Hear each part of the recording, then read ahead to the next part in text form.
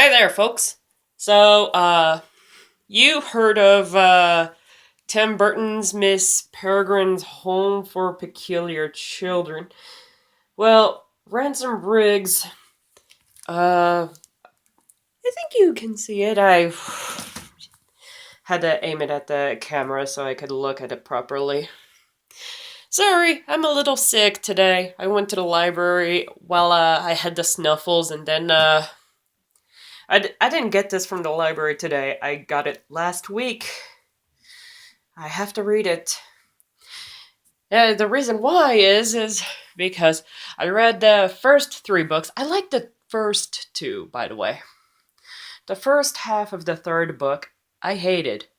The reason why is because it had just too much of the main couple. Let me go ahead and if you didn't read the third book, and this is because I'm an adult now. I'm 24 and I'm kind of sick and tired of young adult novels, but this one kind of caught my interest because one of my teachers gave two of the books to me, and then the movie came out, and I kept on hearing that the movie was good, so I'm like, might as well give it a shot. But the movie switched to two of the powers for two of the characters, so that's a bit of a pet peeve for me. And but I read two of the books. Two of the books are good.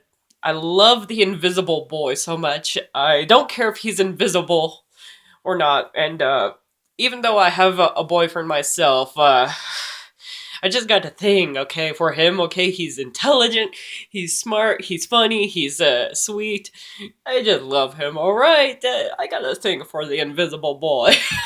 All right, that's my little fangirl right there. But the third book had.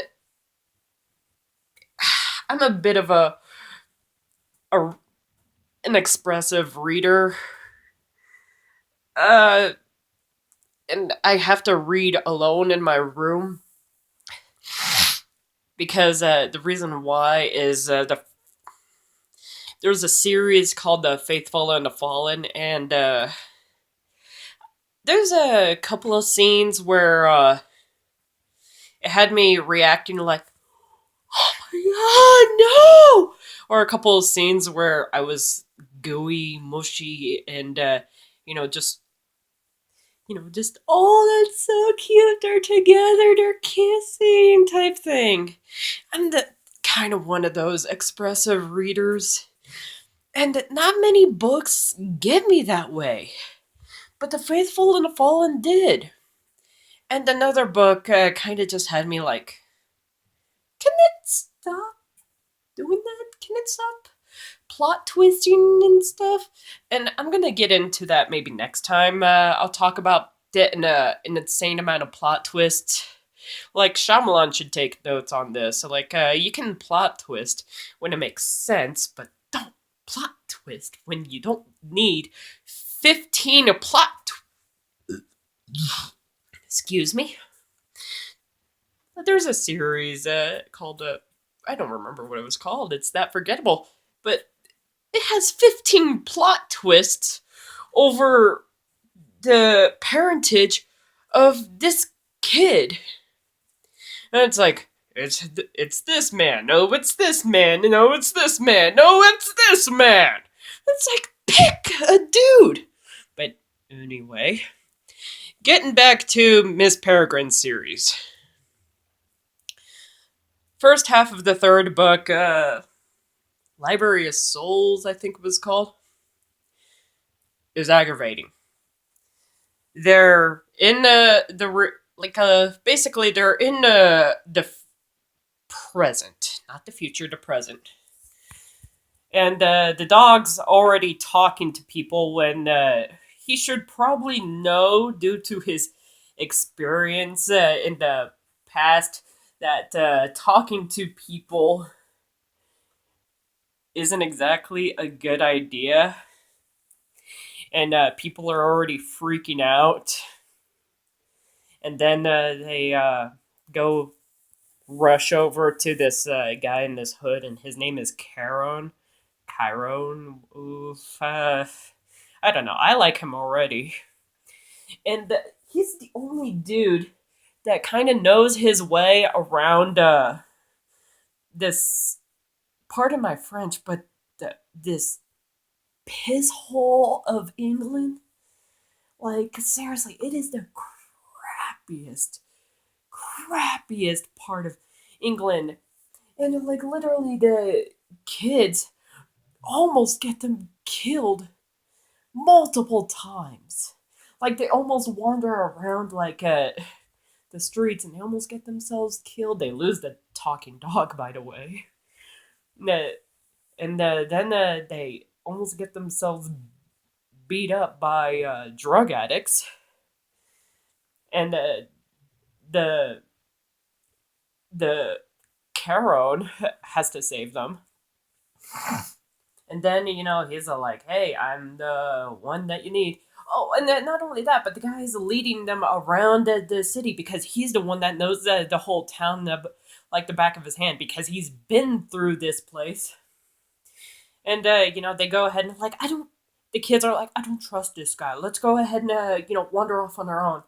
And then they almost, get themselves killed trying to cross this bridge to rescue, their friends.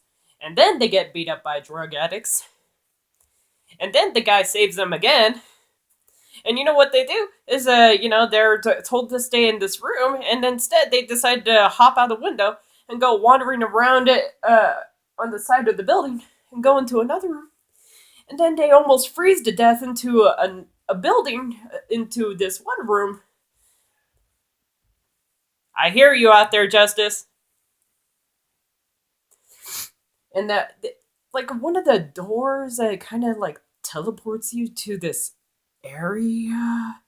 Like, each door kind of teleports you to each place in different time zones.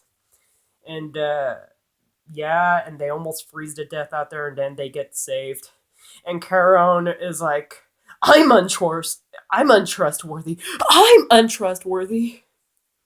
And basically, they have to get told that they have to blah blah blah blah. And finally, things actually start progressing. And basically, it kind of just boils down to where they have to use Jacob to go look for this, go to the Library of Souls to get this special pot that has a soul in it. And then things happen.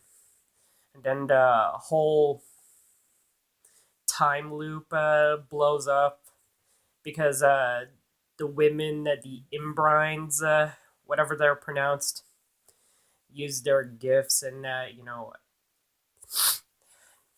Mrs. What's her face, Mrs. Peregrine, her brothers are stuck behind. They end up imploded in the time loop where the Library of Souls is at. And so they decide to go back to that big mansion where one of her brothers lived at. They have not a white, but a hollow, which is kind of like a pre-evolved form of white, which kind of looks like Slenderman, except it has tentacles coming out of its mouth. And then they kind of have it used as a battery charger to keep it running, keep the building running. And Jacob decides to say goodbye to his girlfriend, which turns out to be his grandpa's girlfriend. Ew. And then they go ahead and part ways, and because he's seen some shit, and he's, telling his family over and over and over Like, look, Grandpa was right the whole time, blah, blah, blah. And, they're gonna, and, his folks are like telling him over and over, like, no, he wasn't. You're batshit crazy. We're gonna put you in a mental institution until you get your head screwed on straight. And then the book ends with apparently like the peculiar kid showing up and apparently turning out that everything that you know his his grandpa said back before the war and during the war, saying that it was true, that they're not stories. And it would have been so easy if it was just ended off as a trilogy, but no, it's here. It's here. But I was arguing with it with my friend Kane, and he says that he liked the third book, even though I hated it. The third book. Look, let me say it. The first half of the third book sucked. It's like, oh, we almost died. Oh, we almost died again. How many times do you have to die before you learn your lesson? Oh, let's try it one more time. Let's do it again. I mean, I feel like a daredevil. I mean, come on. We're freezing to death. Thank you, sir. It's like, you're in an unfamiliar place, in an unfamiliar time period that is nothing but hell on earth. I think it was literally called that in the, like, one of the characters literally called that. And that, and you guys decide to wander off on your own, get beaten up by drug dealers. You, what the frickin' frack? But and not only that, but there's multiple points in the book where it's like the character, the female character, the one that controls fire. And, every time, she wants to do something heroic and, something that, crazy happens and, she's just like crying. She's so emotional. And then Jacob's like, I just want to kiss her right now. Oh my God. And I'm like, Jacob, I know you're 15 years old, but, there's like a bunch of serial killers on the street that could kill you right now. I think the smart move right now is to just hide instead of, listening to that thing between your legs and wanting to make out with her. Because I think if you do that, I think you die. Yeah, that happened a lot in the book. And what's even funnier is that as I was telling that to Kane, he said that if I hated that a lot, I'm probably gonna hate. I'm borrowing this. See if I could get this into light properly. Not Mammoth Hunters, but there's a Land of Painted Caves. I think you can see this properly. Yeah, the sequel. And apparently, that book, according to Kane, who read mostly the entire series, has a lot of Isla and Jondalar walking around, seeing stuff, pitching up a tent, and doing it. And the only part that's kind of cool is that they see new things, they talk about it, and then they keep moving, they pitch up a tent, and then, yeah. But the cool part is they get to pitch up a tent. Not pitch up a tent. The cool part is they get to see new things, they get to see new people, they get to, develop, new relations with the culture and blah blah blah da da da da da. I mean, that's interesting. They get to see, you get to see the different types of cultures and races of Cro-Magnons, I suppose, that they bump into along the ride. But other than that, the only thing that kind of bugs me is that it has a lot of like, oh, hey, look at that. Hey, let's go ahead and go over here. And, no. But I'm gonna have to put up with it. I'm gonna have to take the L for it for literature's sake. Because, God freaking darn it, I love reading. And not only that, but this series has a lot of interesting stuff about mostly factual, speculative, about cavemen and their ways of living. It has ancient medicine, such as herbs and hunting techniques.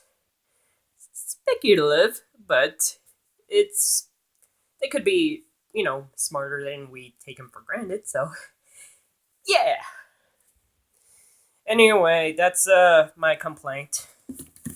Am I gonna read this? Well, I've looked inside the summary on the inside of the book of Map of Days, Miss Peregrine's Peculiar Children, the fourth book, after the mini disaster of Library Souls, and it seemed pretty good. It just kind of focuses on figuring out Jacob's grandfather, Abe.